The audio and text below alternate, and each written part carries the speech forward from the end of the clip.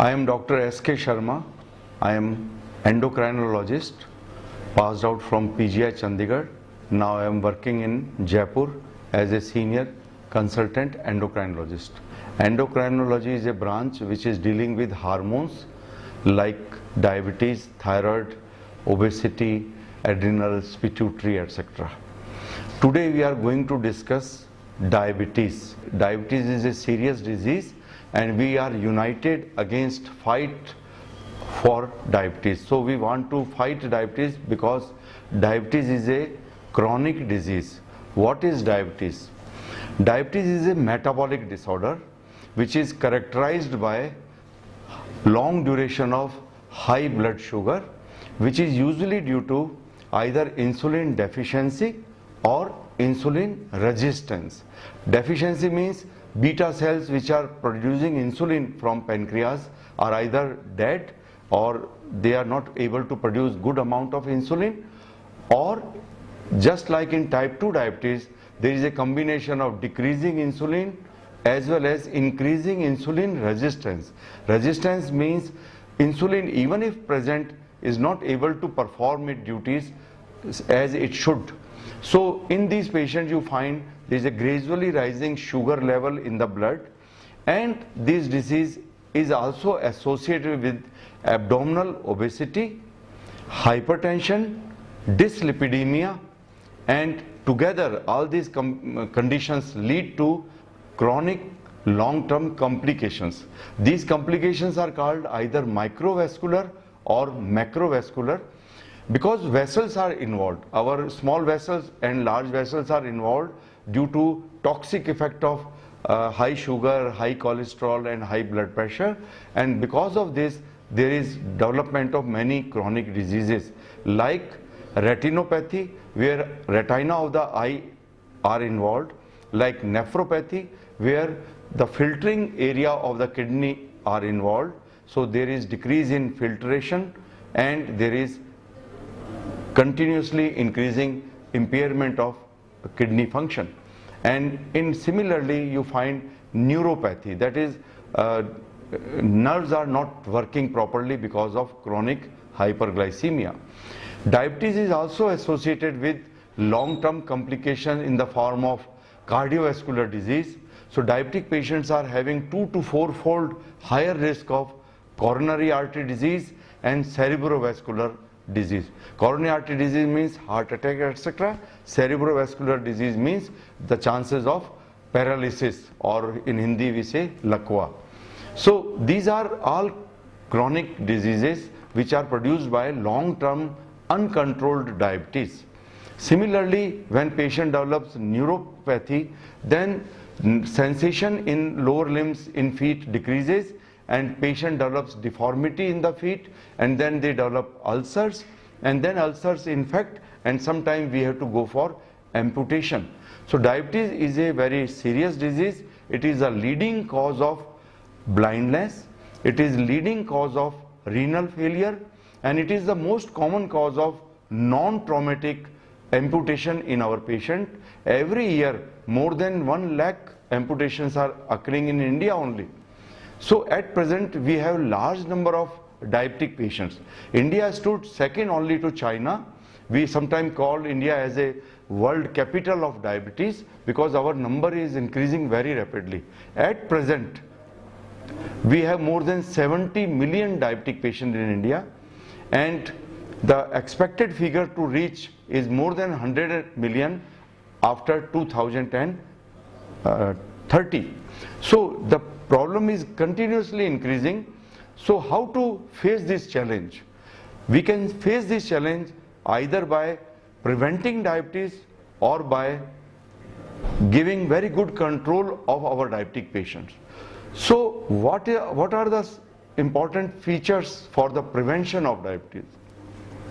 Now, prevention requires weight reduction, increased physical activity, avoiding alcohol and smoking, and also avoiding stress, regular diet, regular you can say lifestyle where we are not going to sleep very late and we are working in the night or we are sleeping in the day, that lifestyle is very bad for our system. So regular timings are also important, and nowadays we see that the use of this fast food is very high. So we should avoid this fast food. We should achieve good diet control with the help of vegetables, salad, fruits and buttermilk, rather than taking fat and fried food, junk food like samosa, kachori, bhujia or parantha, puri, pakodi or pizza, burger, etc. are not good for our health. Similarly, one should have exercise for at least 45 minutes to 60 minutes every day, so that we can have good physical activity every day and we can avoid obesity and we can avoid diabetes. Similarly, we should avoid stress. Alcohol and smoking is bad for everybody, but particularly it is very bad for our diabetic patients. Now, diabetes is a disease which is requiring 5 things. First important thing is diet modification. Second is exercise. Third is whatever drug your doctor is prescribing, you should take it properly, whether it is oral drugs or insulin. Fourth is very important, that is investigation. As the time passes, one should go for regular investigations like blood sugar, fasting and postprandial, like HbA1c. That is a test which gives us a clue to the last 3 months of average blood sugar. Similarly, these patients require lipid abnormality detection, that is lipid profile is to be done, and renal function every year, so that we have to look at urea creatinine and urinary albumin creatinine ratio, whether kidney is filtering albumin in the urine. That is a bad sign. That indicates that now kidney has started developing kidney because of diabetes kidney problem. Similarly, in some of these patients we require liver function test, because in now diabetes we see that there is a fatty liver, there is rise in SGOT, SGPT liver enzymes, and many of these patients develop chronic liver problem and a condition called NASH, and sometimes it extends to hepatitis and to cirrhosis. So now earlier it was seen that alcohol was the most common cause of liver disease, but now we know that insulin resistance, metabolic syndrome, diabetes together are most common cause of these liver diseases. Now whenever we have diabetic patient, we should always have some precautions. No fasting.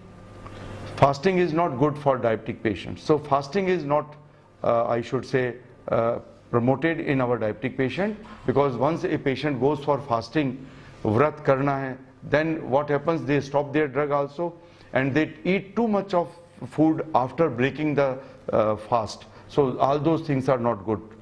Patient of diabetes should have a regular lifestyle. And the fifth thing which I was mentioning you was education. In diabetic patient, education is very important. Why? Because if a diabetic patient knows everything, then he will not do mistakes, and if he will not do mistakes, he will have very good control of diabetes and he will avoid development of those long-term complications like retinopathy, nephropathy, neuropathy and heart disease. So education is very important. Education about controlling the sugar, about exercise, about diet, about taking care of feet. Every day we should watch our feet, we should wash them properly, we should look with the help of a mirror on the lower side of the feet, and we should wear good shoes. For walking, one should not walk barefoot. Hawai chappals are bad for diabetic patients. We should wear very good fitting shoes, and sports shoes are very good for our diabetic patients. And one should avoid too much of tight shoes or very loose shoes, and always wear your shoes with socks. These are some important precautions whereby we can avoid damage to feet, because it happens once the patient develops neuropathy, there is loss of sensation. Now, regular checkup is also very important. In diabetic patient, we see that patients take medicine for some time and they stop that. Diabetes is a chronic disease. It is not cured. We can only keep it under control. Whenever we say control of diabetes, it never means only sugar. We should have good weight, that is ideal body weight. We should have good control of sugar, that is fasting, postprandial and A1C. Then we have good control of lipid, that is cholesterol, LDL cholesterol should be normal. Then blood pressure. Our diabetic patients should have a normal blood pressure of, let's say, less than 140/90, and they should avoid smoking and alcohol. And together we say wholesome approach or a comprehensive approach for the management of diabetes is required, and that's why we say ABC of diabetes. A stands for advice, that is advice about diet, exercise, stop smoking. B stands for blood pressure control. D stands for diabetic control, where we say fasting, postprandial and HbA1c should be normal. C stands for cholesterol control, where lipid is under control. Most of our diabetic patients above the age of 40 require a statin therapy for keeping their lipid levels under control.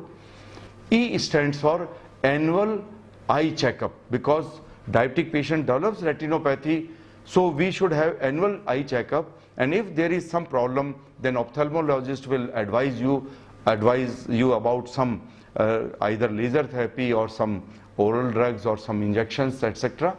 Then F stands for foot care. Foot care is very important to avoid injury to the feet and to avoid development of ulcers, and ultimately, as we just discussed, this lead to amputation. So our healthy feet are very important for our diabetic patient. Similarly, we should have G for guardian drugs. Guardian drugs means most of our diabetic patients, male above 50 and female above 60 years of age, require aspirin tablet for prevention of clotting in the blood. Many of our patients, as I just discussed, require statin, which are very important in diabetic patients, and many of our patients who are either developing leakage of protein or hypertension require ACE inhibitors or ARBs. These are drugs which are very helpful in preventing damage to the kidney and also simultaneously reducing blood pressure of our patients. So comprehensive treatment is required in our diabetic patient. Diabetes is a serious disease. We have many different types of diabetes, like type 1 diabetics, which is developing in young age, which requires insulin right from the day one. If they stop insulin, they will develop diabetic ketoacidosis, which is a very serious condition, and if not properly given treatment, even they may die. So insulin is working there as a life-saving medicine. So one diabetic patient are on 3 or 4 insulin injections per day, and sometimes we give them with the help of a syringe, or sometimes we give them insulin with the help of insulin pen, or now insulin pumps are also available. Similarly, monitoring is also very important, and for monitoring we have glucometers. So every diabetic patient should have a glucometer, and he should check his or her blood sugar every day, like in type 1 diabetic patient, fasting and postprandial, or in type 2 diabetic patient at least every 2 weeks or 1 week, fasting and postprandial. Similarly, our diabetic patient should have sometime other investigation in the form of continuous glucose monitoring system, that is CGMS. These are the instruments which we apply to the skin and which measure blood sugars continuously for a period of 3 days or so. And now we have ambulatory glucose profile, which is the latest thing, where a coin size instrument is applied to the arm, and it measures blood sugar every 5 minutes for next 14 days, and it gives you glucose profile in a chart fashion, where time is mentioned there, what is the glucose profile before and after meal. So you can look at those profiles and you can modify the drug treatment, or you can increase and decrease the insulin level, and you may provide a very tight control without developing hypoglycemia to our patients. Hypoglycemia is also very important. Hypoglycemia means when you are giving some anti-diabetic drug and patient develops very low sugar. So one should know what is hypoglycemia. When the patient develops sugar below 70, there is tremor, palpitation, sweating, heaviness of the head, and patient feels very weak. These are the symptoms of development of low sugar, and patient require immediate, you can say, substitution of carbohydrate diet in the form of either 1 tea or 2 teaspoonful of sugar, or some toffee or apple or some milk, etc., or some fruit juices are to be given. Sometimes these patients come to us in a unconscious state because sugars are very low. So in that scenario, we usually give them glucose IV infusion. So glucose is given with the help of a IV line, and once you give glucose, they recover very fast. Then we ask them to eat something, and only then we ask them to go to home. And hypoglycemia usually develops because of mismatch between your treatment drug, your physical activity, and amount of food which you are taking. So if there is a mismatch, we should correct it so that a tight glucose control can be maintained without hypoglycemia. Thank you very much.